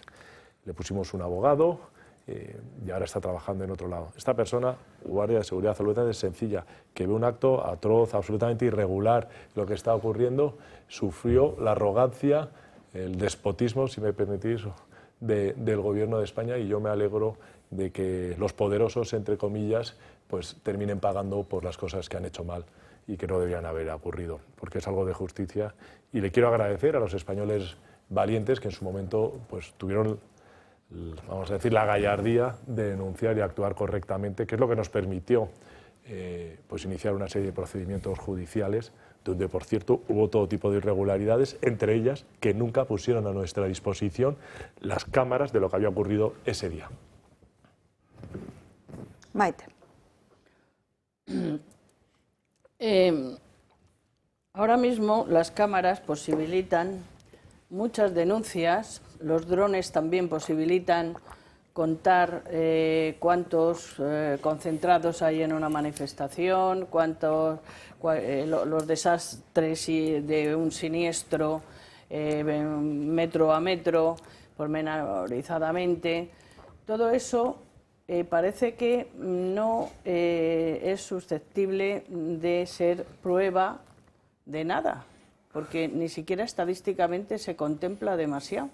Entonces, cuando se van a pedir las responsabilidades por ocasionar muertos, desastres, por no intervenir, como se hace y se ha hecho siempre en las sociedades orientales. Usted alza la mano y se presenta a político porque piensa que es mejor que yo, entonces se tendrá que hacer el harakiri si no responde cuando el Fujiyama se tira un pedito y anula todas las zonas o tal y cual. Aquí todavía a 11 días del desastre siguen en su puesto mucha gente que no tiene que estar. Y tampoco, aparte de la denuncia de Vox, que es el único partido que denuncia aquí, y manos limpias, yo no veo que el PP esté cursando denuncias con nombres y apellidos contra toda la cúpula, desde arriba hasta abajo. Para ir a detener o interrogar a un señor que con el palo de una escoba lo tira de mala uva y tal, se ha fletado en 3 minutos un helicóptero para acusarle de qué. Entonces, ¿cuánto más tenemos que aguantar los españoles? ¿Cuánto más hay que aguantar aquí? ¿Cuántas tragaderas hay para sujetar a este gafe? Porque no olvidemos que es que desde que está él, y son 6 años, han ocurrido cosas gravísimas. El volcán de Canarias no estaba en activo, o sea, llevaba tal. Parece ser que el climático que dice la otra, y tal, que está muy bien traído, este hombre está agafado. Allá por donde va hay un desastre. No puede salir a la calle porque le abuchean. Ha puesto de pantalla a los reyes, que mira, yo la primera vez que oí el término llamarle al rey el preparado, era en Valencia. Estaba en Valencia y dijo un grupo, dice, bueno, el preparado. Digo, ¿pero el preparado quién es? Dicen, pues el rey. A nuestro rey actual se le llama allí, que tiene mucho sentido del humor, y espero que no lo pierdan los valencianos, porque son rápidos, inteligentes, muy trabajadores y muy buenos comerciantes. Y todos han actuado mal, desde el más alto y rubio hasta el más bajo y gañán, todos han actuado mal. No ha dimitido nadie, nos siguen confundiendo entre nosotros, ¿cómo tú dices, los voluntarios, los llorones. Las catilinarias de Cicerón, los 4 discursos de Cicerón. Quous quetan abute de Catilina paciencia nostra. Sí. ¿Hasta cuándo, Pedro Sánchez, abusarás de nuestra paciencia? Pues eso es lo que tiene que decir el pueblo español, porque hay un momento en el que efectivamente el vaso se rebosa, pero no llega a ese momento. Te das cuenta de que van pasando cosas muy extraordinarias y todas ellas completamente diabólicas, inaceptables, y no tal, y el pueblo no acaba de reaccionar. Es decir, y vamos asumiendo que nos van desplazando esa ventana de Overton, sobre todo en términos de pérdida de libertad. Bueno, vamos intercambiando, o al menos hay una parte del pueblo que está perfectamente adaptado a entregar su libertad a cambio de seguridad, su libertad a cambio pues de algún dinerillo, de alguna subvención. Pero hay una parte del pueblo, y normalmente suele ser un 20-80, que no está dispuesta a entregar su libertad a cambio de seguridad, que lo que cree es que él mismo, como ser humano digno, tiene que buscar su propia seguridad y tiene que procurar los medios para él y para su familia, o para sus empleados que pueda tener sus empresas, tal. Pero claro, aquí estamos en manos de gentes que buscan un modelo de globalización que es pura esclavitud. Y yo creo que por ahí alguien tiene un móvil que está sonando. Y creo que es el tuyo. No, el mío no, desde luego. Francas, me pedía la palabra. No, entonces, ese modelo que es de generación de esclavos, o sea, de auténticos esclavos, de gente que sí, que le das una hamburguesa y un croissant y un tal, y un sitio donde malvivir de 40 metros con techos de 1,90, y con eso tiene que tirar para adelante la capacidad de la gente para elegir, por ejemplo, la educación de sus hijos, para montar una familia, para desarrollar su vida con una cierta dignidad, cada vez es menor. Pero la gente no protesta, la gente se toma su cañita y no le importa demasiado. Yo veía, ayer por cierto me impresionó mucho ver a Aznar diciendo que algo pasaba cuando en ese país había ganado un señor que había intentado dar un golpe de Estado. Yo cuando vi a Aznar en ese tono en el que, bueno, es un poco la montaña que parió el ratón, ¿no? Es decir, que parece que va a decir algo inteligentísimo y dice una auténtica bobada, y dices, bueno, ¿pero qué le está pasando a este señor? O sea, pero no es capaz de comprender que en Estados Unidos se enfrentaban dos cosmovisiones, que no es Trump. Trump puede tener todos los defectos que quieras, que los tiene. No, era una forma de entender el mundo. Una forma de entender el mundo que tiene muchas consecuencias. Y esa forma de entender el mundo que representa a Donald Trump, que representa a Elon Musk, que representa a Robert Kennedy, que representa a Marco Rubio o Ron DeSantis o tantos y tantos, esa forma de entender el mundo es diametralmente opuesta a la que han tenido los demócratas y a la que plantean los demócratas en el mundo. No es tan difícil de entender. ¿Cómo que ha ganado Aznar? Entérate. Ha ganado Trump porque representa lo contrario de lo que representan los tuyos, los de Murdoch, a los que representas, los Biden, los Bush, todo ese entramado de corruptos que han llevado a la nave de los Estados Unidos durante tanto tiempo y la han llevado a sitios muy, muy peligrosos. Y pensar que alguien como José María Aznar, que está viendo cómo el wokismo se ha adueñado prácticamente de las universidades americanas, se ha adueñado de los estudios de Hollywood, se ha adueñado de las series de Netflix y ha perpetrado uno de los crímenes mayores en torno al derecho a la vida de los no nacidos, pero en torno también al cambio de sexo de los menores.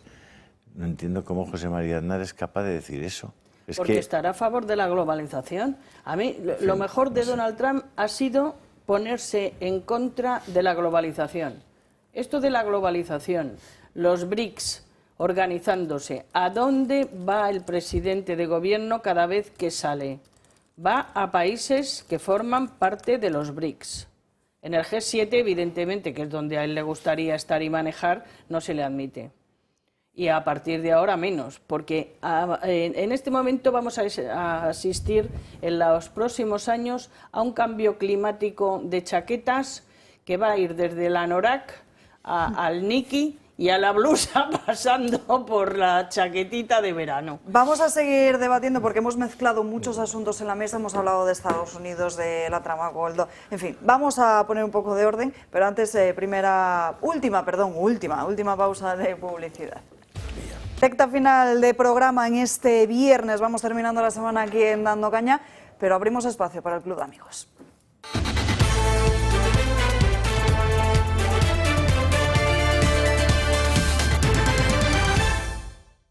Paula Cruzado, muy buenas tardes, ¿qué tal? Pues feliz de estar aquí contigo, con todos vosotros, para hablar sobre todo de lo que más me gusta, que es el club de amigos de esta casa. Y sobre todo quiero empezar animando a todas aquellas personas que porque se les va pasando los días, porque todavía, bueno, no estoy todavía muy... le cuesta dar ese paso. Se acerca el final de año y hay que hacer la donación antes de final de año para que se puedan desgravar el 80% de la cuota de los socios. Si eres socio, si os hay que hacer una donación puntual, la donación puntual, porque te desgravas el 80%, los 250 primeros euros. Es decir, solo pagas una cuota de 50 euros y a nosotros nos ayudáis una auténtica barbaridad, Alba, para poder seguir hacia adelante, para poder hablar y poder informar de lo que otros medios de comunicación no informan. Lo estamos viendo día a día con lo de Valencia, cómo hay una manipulación en otros medios que no quieren decir la verdad de lo que ha pasado. Desde el Toro Televisión, la verdad es que vamos a por ello y vamos a hacerlo. Y por eso necesitamos su ayuda. Y luego hacemos muchas actividades, Alba. Nos encanta que nuestros socios, nos encanta reunirnos con ellos, nos encanta pasar tiempo con ellos. Y bueno, pues la granja que tengo aquí conmigo a Maite, que ha disfrutado con algunas actividades nuestras, que se vino al Valle de los Caídos. Se pasa genial. Se pasa genial, hay un montón de gente, se hacen muchísimos amigos. Y la granja de San Ildefonso, que vamos a ir el día 12 de noviembre y a la Real Fábrica de Cristales, está completa. Mucha gente nos está llamando, pero ¿cómo es que se llena tan pronto? No pasa nada, que se apunten en lista de espera, porque se puede caer alguien que diga, pues mira, no me ha surgido cualquier imprevisto, pues pasamos al siguiente. O sea, hay una lista de espera muy amplia, se puede organizar para la siguiente o coger otro autobús, por eso no hay ningún problema. Y bueno, y recuerdo tres actividades que tenemos más cerquitas, que es Carmen Espejel, arquitecta, que va a hablar de la figura de la mujer en la arquitectura a lo largo de la historia, que va a ser el día 21 de noviembre a las 7 de la tarde. Y luego tenemos otra charla que para nosotros hablar del Valle de los Caídos siempre es algo especial y algo que a nosotros nos toca mucho, sobre todo por esa defensa que tenemos aférrima para que siga siendo y que lo cuide patrimonio como no lo está haciendo.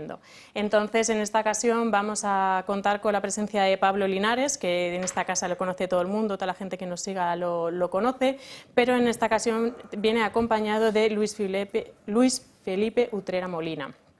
Es abogado y nos van a hablar sobre acontecimientos que ha pasado en el Valle, que muchos se ha hablado y no se sabe la verdad, ni cómo se gestiona, ni cómo se hace, ni lo que vivieron. Eso va a ser el 26 de noviembre a las 7 de la tarde. Y para cerrar noviembre tenemos Debates en Libertad en Murcia, que nos hace mucha ilusión estar por allí, porque hay mucha gente que nos llama a ver cuándo vais, Pues el día 29, Debates en Libertad. Es un formato que lo que queremos es que, como su título dice, hablemos en libertad, hablemos entre amigos, se debata de temas de actualidad política, social y económica, tanto de la Comunidad Autónoma de Murcia como del resto de España. Vamos a contar con José Ángel Antelo, con Javier Borrego, Julio Ariza y don Luis del Pino. Así que todas aquellas personas que les apetezca pasar un rato entre amigos, que después de la charla tenemos una cena para disfrutar, como digo, todos juntos y poder compartir espacio y tiempo con sus colaboradores más queridos.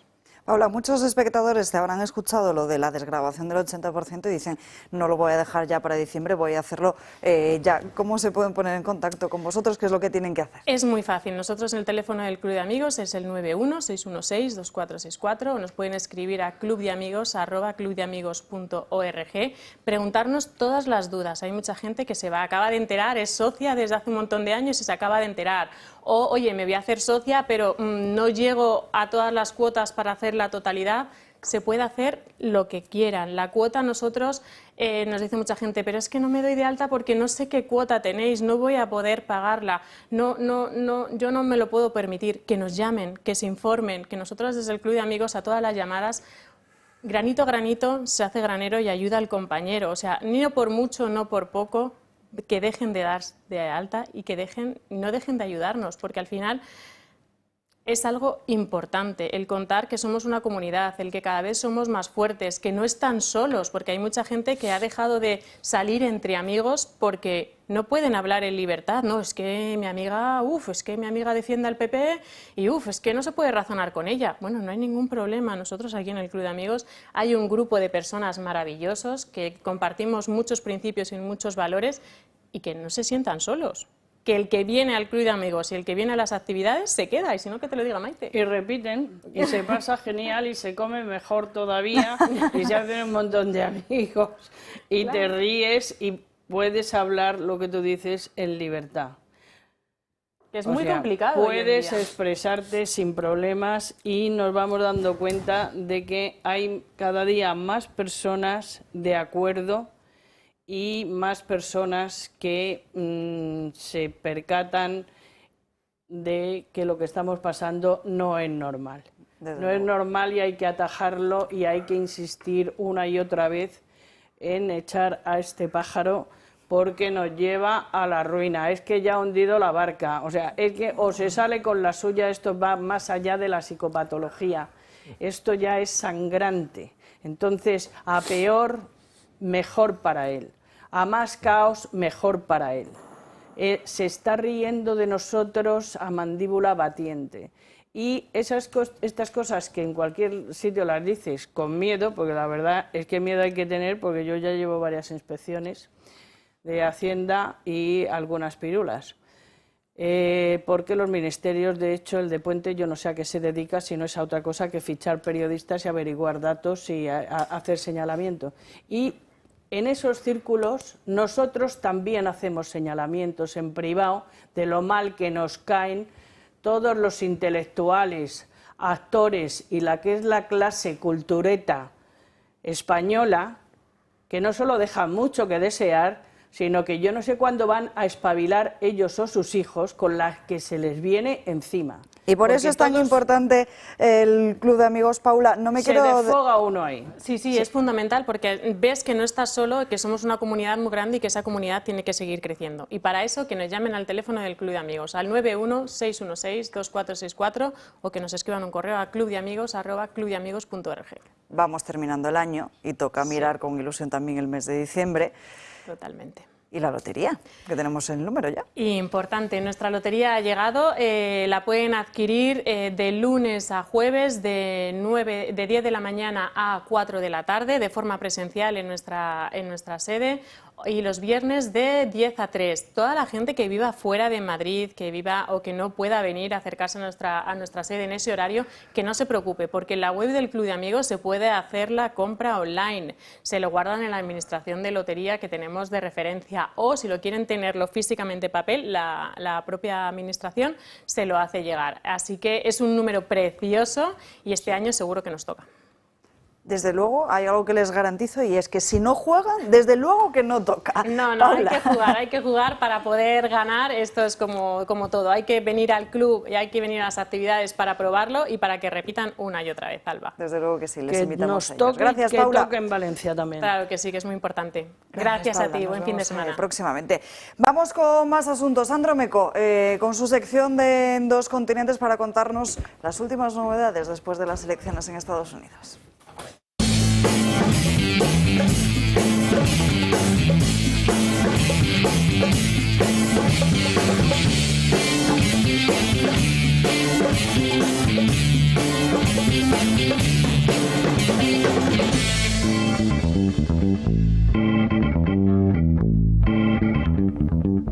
Bueno, pues hemos estado hablando de las reacciones a la presidencia de Donald Trump, esa nueva presidencia que entrará en vigor el próximo 20 de enero.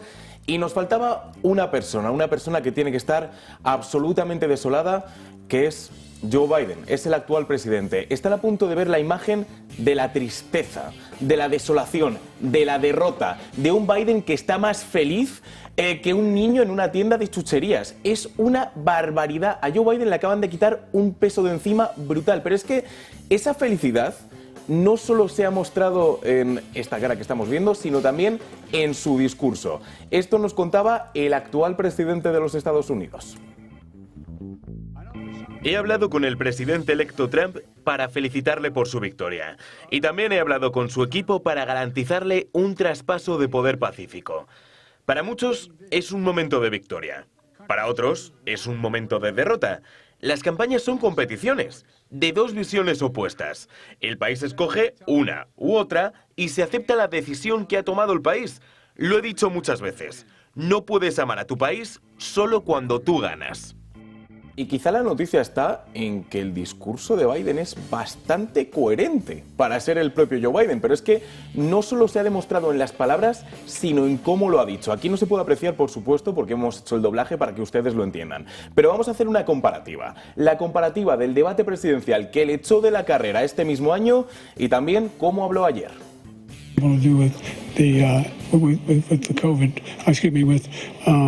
Dealing with everything we have to do with, look.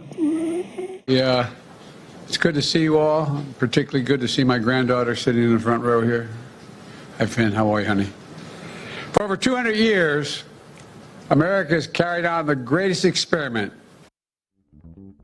Es otro tío, es otro tío. Aparte de decir lo que le sale de las narices desde que se vio obligado, porque es así, desde que se vio obligado a dejar el cargo de presidente de los Estados Unidos, Biden ha revivido. O sea, Biden es otro. Pero bueno, vamos a dejar el pasado a un lado y vamos a centrarnos en el futuro. Vamos a centrarnos en Donald Trump, porque tenemos dos noticias que son bastante importantes con respecto a esa nueva administración que comienza el 20 de enero. La primera está reflejada en la imagen que están a punto de ver, que es esa propuesta, ese borrador de propuesta que tendría Donald Trump para la propuesta de paz en Ucrania. 3 puntos que son realmente importantes. El primero de ellos, se congelarían los frentes, es decir, el territorio conquistado por Rusia se quedaría en Rusia. Segundo asunto, Ucrania no podría entrar en la OTAN como mínimo en 20 años. Y tercero, se establecería una zona desmilitarizada entre Ucrania y Rusia que, atención, no tendría personal ni de Estados Unidos ni de Naciones Unidas, sino que sería de Europa, de Francia, de Reino Unido, de Polonia y no sabemos si España. Estos son los detalles de una propuesta que veremos si sale adelante. Lo que sí ha salido adelante es el primer nombramiento en la administración de Donald Trump, que es esta mujer. Susie Wiles es la nueva jefe de personal de Donald Trump. La llaman o la conocen como la Dama de Hielo. Es una brutalidad lo que ha hecho esta mujer. Fue quien ayudó a Reagan a ganar las elecciones en el año 1980. Fue quien ayudó a Donald Trump a ganarlas no solo este año, sino también en el año 2016. Y también fue quien encumbró a Ron DeSantis en 2018 como gobernador de Florida. Es una bestia. Y de forma paradójica, para todos aquellos que hablaban de que Donald Trump era un machista y era un misógino y demás, es la primera vez, no en la historia de los republicanos, en la historia de los Estados Unidos, que el jefe de personal de la Casa Blanca es una mujer. Víctor, que querías pronunciarte sobre Estados Unidos. Bueno, yo fíjate, has dicho desde que dejó de ser presidente de Estados Unidos. Biden sigue siendo presidente de Estados Unidos, claro, desde que dejó la carrera a Estados Unidos. Yo creo que la responsabilidad del poder, y especialmente a ciertas edades, y el agotamiento de una campaña se ha demostrado. Él está muy feliz, probablemente porque Kamala no era su candidata ideal y se siente traicionado. Y segundo, pues yo creo que le está haciendo la victoria de Trump es incuestionable, ¿no? Por supuesto. Y vamos a decir, no él, su hijo tiene una serie de procedimientos judiciales significativos donde llevarse bien con el presidente de Estados Unidos a lo mejor le ayuda a que las cosas no sean tan duras como yo preveo que van a ser para el hijo de Biden, especialmente ahora que su padre ha perdido la presidencia. Pero bueno, a mí me preocupa, no sé si vamos a hablar de lo de Aznar, que estaba comentando antes Julio, las declaraciones que ha hecho que me han dejado en shock. Que son ofensivas, que ha creado un revuelo. Yo ayer hablé con muchísima gente en Estados Unidos, me consta que hay un manifiesto circulando de condena de esas palabras, que por cierto yo voy a suscribir, que está lanzado por distintas instituciones norteamericanas, pero es que quiero leer, si eso es lo que dijo Aznar, no sé si visteis, no sé si fue ayer o antes de ayer, la editorial de FAES. Lo que dice, FAES es el think tank del Partido Popular y literalmente, abro comillas, dijo: un populismo adobado de planteamientos proteccionistas, aislacionistas y de actitudes intemperantes que en su momento llegaron al abierto desafío institucional, alentando ni más ni menos que un asalto al Capitolio, en una editorial que se llama La última victoria de Donald Trump. Esto es lo que ha dicho FAES, el think tank del Partido Popular. Y yo me pregunto, ¿en qué ayuda a España? A España, porque a la gente se lo olvida. Estados Unidos es el sexto destino de las exportaciones españolas, se dice pronto, después de Portugal, Francia, Reino Unido, Alemania e Italia, si no recuerdo mal. Estados Unidos, en términos de inversión de stock, es decir, inversión acumulada, es el primer inversor en España, con más de 102.000 millones invertidos en España. Eso genera, estas empresas vienen a generar una facturación, bueno, en números de empleados, que es lo que más importa, más de 267.000 puestos de trabajo en España. España ha invertido en Estados Unidos el 31% en el año 2023 de la inversión directa española. En el año 2023 es el primer destino de la inversión española. Más de 10.000 empresas españolas exportan a Estados Unidos, un 40% de su ABC de clientes, es decir, de su porcentaje de ventas, más del 60% es Estados Unidos. O sea, estamos hablando de decenas, de cientos, de miles de puestos de trabajo, de intereses españoles clarísimos que se ven afectados. Y el primer destino, por cierto, también en esto, en términos acumulados de la inversión española, no es Francia, no es Alemania, no es Portugal, es Estados Unidos. Dices, y llega aquí un expresidente del gobierno, dice unas palabras ofensivas sobre el presidente electo, o sea, el presidente electo de Estados Unidos, y además de un partido que supuestamente conservador que se tendría que llevar bien. Esto es como si gana Kamala Harris y Sánchez sale insultando a Kamala Harris. Digo, pero este tío ¿dónde se ha metido? Que salgamos los de Vox, pues en un momento adentro, pero de un partido que debería llevarse bien con ese partido y con esa nueva administración. Y llega el think tank y remata lo que ha dicho el otro. Al revés. Esto empieza el think tank y... Bueno, exacto, entonces, esto tiene consecuencias. No sirve y no ayuda a nada a España. Yo quiero llamar al pragmatismo. Tenemos la necesidad, te gustará más, te gustará menos. Ha ganado Donald Trump, va a ser el presidente, es importantísimo. Ya no quiero hablar nada más en términos económicos para Española, que nos llevemos bien con esta administración. Desafortunadamente aquí va a haber un choque de trenes, de uno muy grande, que es la administración americana, Donald Trump, y de uno muy pequeño y muy feo que no me gusta nada, que es el gobierno de Sánchez.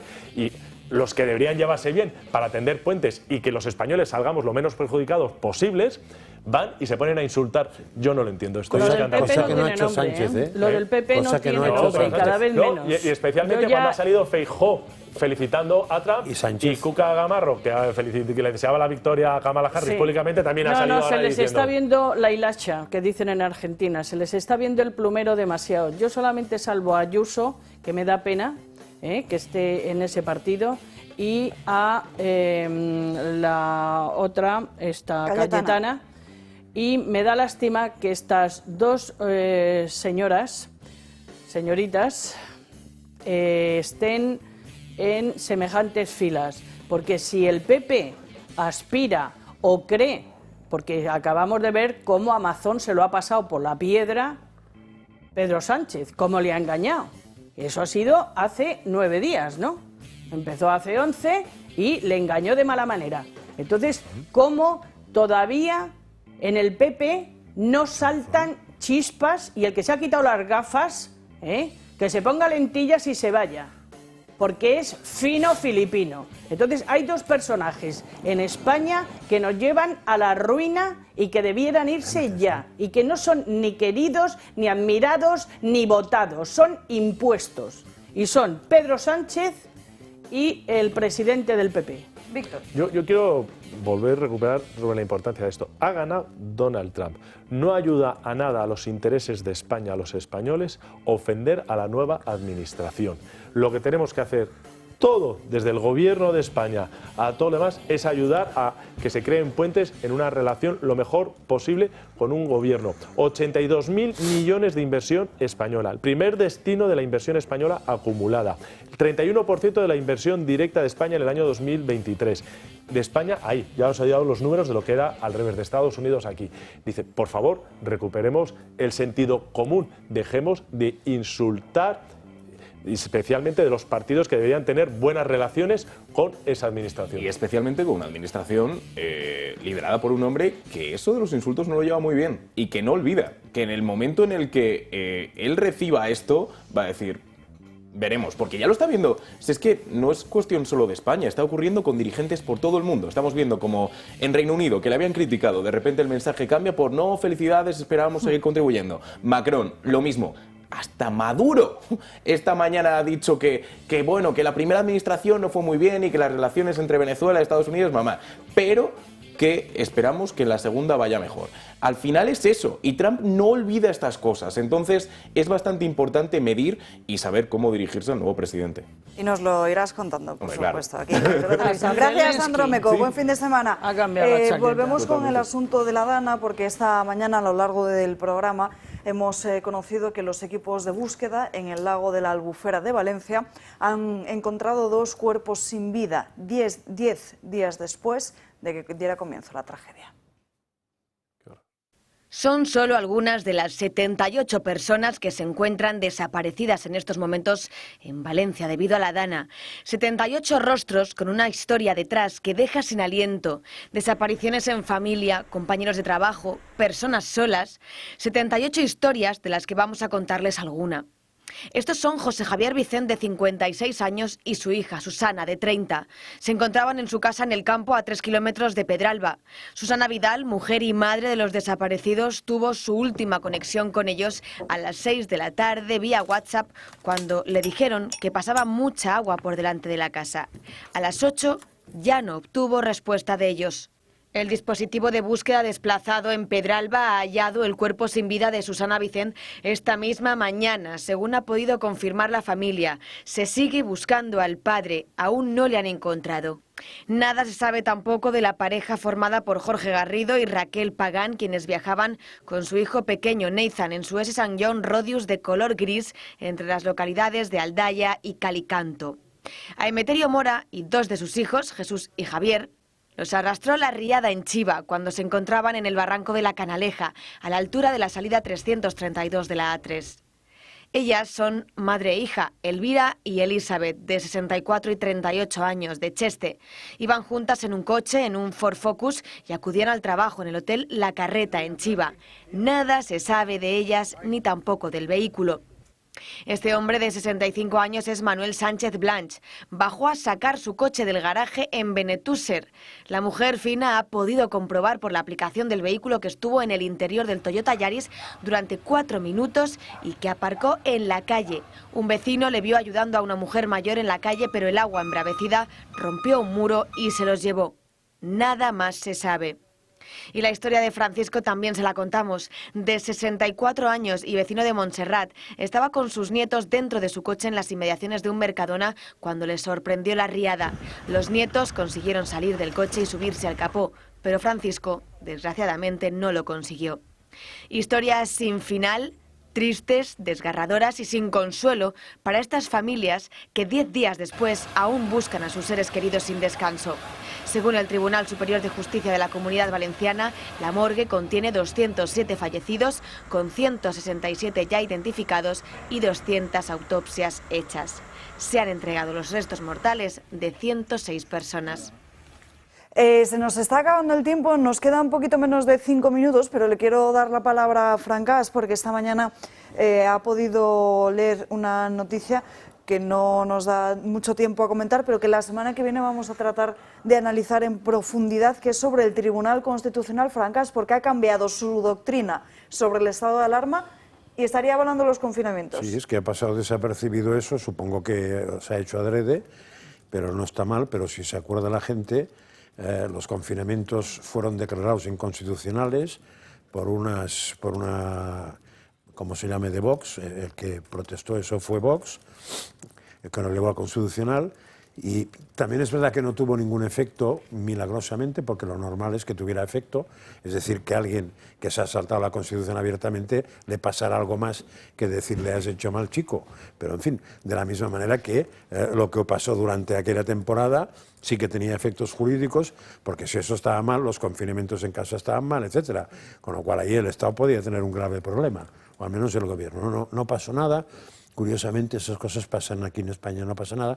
En otros países le llama golpe de Estado, cargarse o saltarse constitucional o medio. Aquí no pasa nada.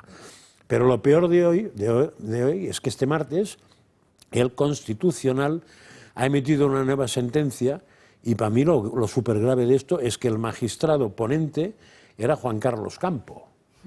Claro, que el ponente sea el ministro de Justicia con el PSOE durante la pandemia ya no es que huela a podridos, es que, en fin, es absolutamente horrible. Es decir, esto, yo creo, no lo sé, no soy jurista, pero creo que no se puede presentar ante ninguna instancia, ni que sean abogados becarios, vamos, no se puede presentar a ningún sitio. Es decir, el ministro de Justicia, que se supone que informó al gobierno de que eso era constitucional, le declaran inconstitucional y ahora, como está en la constitucional, hace una sentencia para declararla constitucional.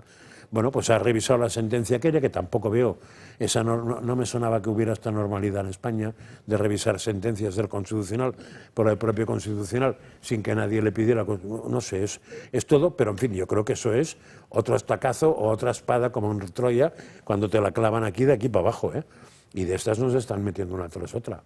Eso no es bananero, ¿eh? O sea, un país bananero tiene más leyes que estas. Sí, es terrible, se tenía que haber inhibido. Y que no, hay un conflicto de interés clarísimo entre y que pase desapercibido esto mediáticamente, ni te cuento ya. Además, me sorprende, lo voy a mirar, pero el ministro se tiene que inhibir, igual que se ha quedado inhibir de otra serie de decisiones, por ejemplo, en la ley de amnistía, que también se quiso, y le dijeron, ya en esto, que le ha afectado cuando él estaba, yo creo que tiene poco sustento, hay que estudiarlo con detalle. Pero que haya ocurrido cuando ha ocurrido en este momento, por la puerta de atrás, en un momento de desgracia y de luto nacional, habla de lo podrido que están desafortunadamente las instituciones. Es que el golpe, yo ya dije en su momento y creo que acerté en eso, lo que en Venezuela fue un periodo constitucional, aquí ha sido el cambio del presidente de la Constitución, ya es lo mismo. Porque ahí hubo que cambiar la Constitución para hacer lo que se da la gana, y aquí con cambiar un tío y haces lo que te da la gana. Porque como ya se ve que va a ir por libre, sigo pensando qué coño hacen los otros magistrados en el Constitucional, porque sigo pensando, según la ley en la mano, que si no entran en las votaciones no se puede aprobar nada, con lo cual paralizarían el Constitucional, lo cual es una cosa muy mal hecha, a no ser que tú pienses, como ponen en los votos personales, de que el Constitucional no está actuando en legalidad. Y atención a esas imágenes que han corrido, disculpen, como la pólvora por las redes sociales, porque la noche que se ha vivido en Ámsterdam ha sido horrorosa. Cientos de seguidores israelíes del equipo de fútbol Maccabi Tel Aviv han sido perseguidos, agredidos, robados por hordas de inmigrantes musulmanes después de un encuentro de fútbol. Las imágenes que se están viralizando a través de las redes sociales son extremadamente graves. Fíjense la brutal violencia que estamos viendo. En estos momentos estamos muy pendientes porque sabemos que el gobierno de Israel ha anulado el envío de 2 aviones civiles a Ámsterdam para repatriar a esos seguidores que se quedaron en la ciudad tras ser perseguidos y atacados. Además, la policía holandesa se está investigando una posible toma de rehenes israelíes tras esos ataques sufridos por los ciudadanos en Ámsterdam. En fin, no hay tiempo para más. Gracias a los tres por acompañarnos hasta el final de este programa. Nosotros nos despedimos. Ya saben que pueden seguir informados a través de nuestras redes sociales. Noticias de última hora, análisis, opinión, también volver a revivir los mejores momentos de esta casa. La redacción abierta de Severo Cajo esa tarde, el mejor debate de la tarde. Y el lunes, como siempre, aquí a las 12 en Dando Caña. Les deseamos que pasen un buen fin de semana, que descansen y, como siempre, gracias por estar ahí, gracias por su confianza. Hasta el lunes, adiós.